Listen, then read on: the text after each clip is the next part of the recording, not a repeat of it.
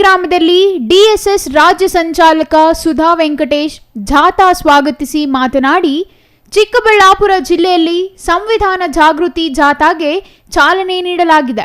ಜಿಲ್ಲೆಯ 157 ಗ್ರಾಮ ಪಂಚಾಯಿತಿಗಳ ವ್ಯಾಪ್ತಿಯಲ್ಲಿ 28 ದಿನ ಜಾಥಾ ಸಂಚರಿಸಿ ಫೆಬ್ರವರಿ 24ರಂದು ಬೆಂಗಳೂರಿನಲ್ಲಿ ನಡೆಯುವ ಸಂವಿಧಾನ ಜಾಗೃತಿ ಜಾಥಾ ಐಕ್ಯತಾ ಸಮಾವೇಶ ತಲುಪಲಿದೆ ಎಂದರು.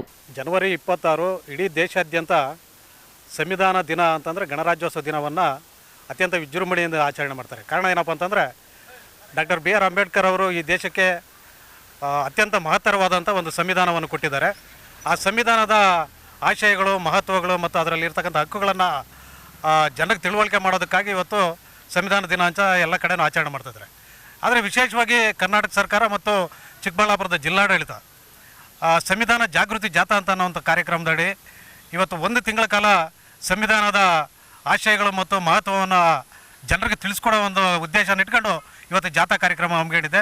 ಬೆಳಗ್ಗೆ ಸರಮಿ ಕ್ರೀಡಾಂಗಣದಲ್ಲಿ ಮಾನ್ಯ ಜಿಲ್ಲಾ ಉಸ್ತುವಾರಿ ಸಚಿವರಾದಂಥ ಎಂ ಸಿ ಸುಧಾಕರ್ ಅವರು ಈ ಒಂದು ಮೆರವಣಿಗೆಯ ಟ್ಯಾಬ್ಲೋವನ್ನು ಉದ್ಘಾಟನೆ ಮಾಡಿದ್ದಾರೆ. ಉದ್ಘಾಟನೆ ಮಾಡಿದ ನಂತರ ಮೆರವಣಿಗೆಯೊಂದಿಗೆ ಅಗಲಗುರ್ಕಿ ಗ್ರಾಮದಲ್ಲಿ, ಅಗಲಗುರ್ಕಿ ಪಂಚಾಯಿತಿ ಕೇಂದ್ರದಲ್ಲಿ ಒಂದು ಕಾರ್ಯಕ್ರಮ ಆಗಿದೆ. ಅದರ ನಂತರ ಮುದ್ದೇನಹಳ್ಳಿನಲ್ಲಿ ಒಂದು ಕಾರ್ಯಕ್ರಮ ಆಗಿದೆ. ಈಗ ಕುಪ್ಪಳ್ಳಿನಲ್ಲಿ ಕೂಡ ತುಂಬ ಅದ್ಧೂರಿಯಾಗಿ ಆ ಕಾರ್ಯಕ್ರಮಕ್ಕೆ ಸ್ವಾಗತವನ್ನು ಕೋರ್ತಾ ಇದ್ದಾರೆ. ಅತ್ಯಂತ ವಿಜೃಂಭಣೆಯಿಂದ ಸಮಸ್ತ ಜನಾಂಗ ಕೂಡ ಬಂದು ಈ ಕಾರ್ಯಕ್ರಮದಲ್ಲಿ ಭಾಗವಹಿಸಿದ್ದಾರೆ. ಅದರ ಉದ್ದೇಶ ಇಷ್ಟೇ, ಸಂವಿಧಾನ ಅಂತ ಅಂಬೇಡ್ಕರ್ ಕೊಟ್ಟಿರ್ತಕ್ಕಂಥ ಅದರಲ್ಲಿ ಹಕ್ಕುಗಳೇನಿದೆ ಪ್ರತಿಯೊಬ್ಬರಿಗೂ ಅರ್ಥ ಆಗಬೇಕು. ಇವತ್ತು ದೇಶ ನಡೀತಿರೋದೇ ಸಂವಿಧಾನದಲ್ಲಿ ಅಳವಡಿಸಿರ್ತಕ್ಕಂಥ ಹಕ್ಕುಗಳ ಮೇಲೆ ಇವತ್ತು ಅನ್ನೋದನ್ನು ಜನರಿಗೆ ತಲುಪಿಸುವಂಥ ಕೆಲಸನ ಇವತ್ತು ಸರ್ಕಾರ ಮತ್ತು ಜಿಲ್ಲಾಡಳಿತ ಮಾಡ್ತಾ ಇದೆ. ಇಂದು ಚಿಕ್ಕಬಳ್ಳಾಪುರ ವ್ಯಾಪ್ತಿಯ ಅಗಲಗುರ್ಕಿ, ಮುದ್ದೇನಹಳ್ಳಿ, ಕುಪ್ಪಳ್ಳಿ, ನಂದಿ ಪಂಚಾಯಿತಿಗಳಲ್ಲಿ ಜಾಥಾಗೆ ಅದ್ದೂರಿ ಸ್ವಾಗತ ಕೋರಲಾಯಿತು. ಮೆರವಣಿಗೆ ಮೂಲಕ ಸಂವಿಧಾನದ ಬಗ್ಗೆ ಅರಿವು ಮೂಡಿಸಲಾಯಿತು. ಕುಪ್ಪಳ್ಳಿ ಗ್ರಾಮ ಪಂಚಾಯಿತಿಯಲ್ಲಿ ಮಹಿಳೆಯರು ಕಲಶ ಹೊತ್ತಿಕೊಂಡು ಅದ್ದೂರಿ ಸ್ವಾಗತ ಕೋರಿದರು.